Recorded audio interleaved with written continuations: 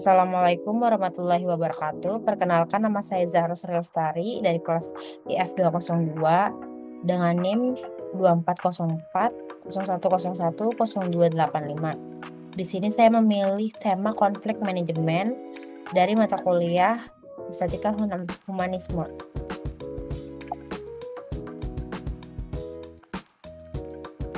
Perspektif konflik.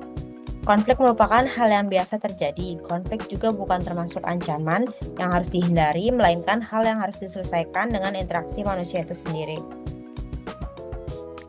Pendahuluan serta latar belakang.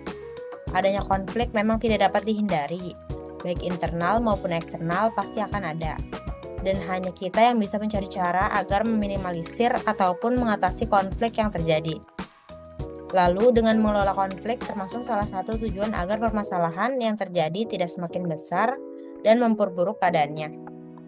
Latar belakang terjadinya konflik merupakan suatu hal yang lumrah jika terjadi dalam waktu dekat maupun tidak. Menyesuaikan hubungan di antara sesama makhluk sosial dapat meningkatkan keefektifan organisasi.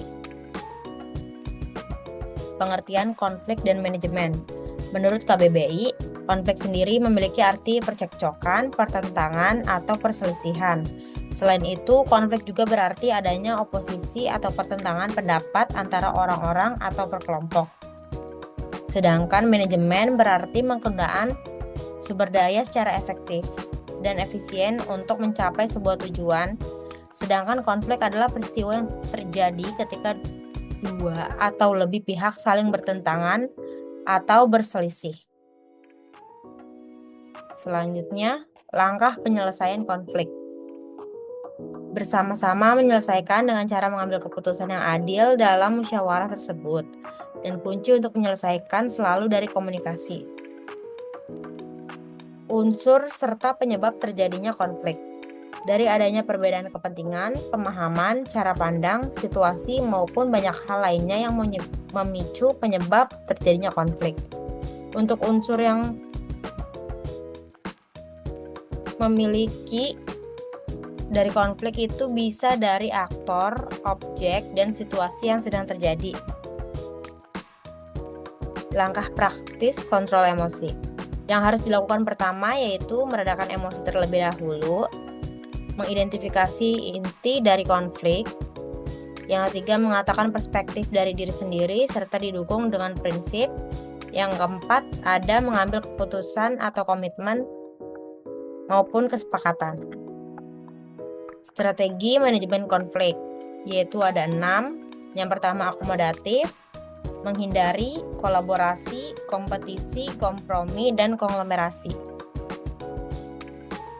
Fungsi manajemen. Hal lain yang merupakan dari fungsinya yaitu dapat meningkatkan kinerja serta keefektifan, mengembangkan kemauan, melatih diri menyelesaikan konflik, dan meningkatkan rasa saling menghormati.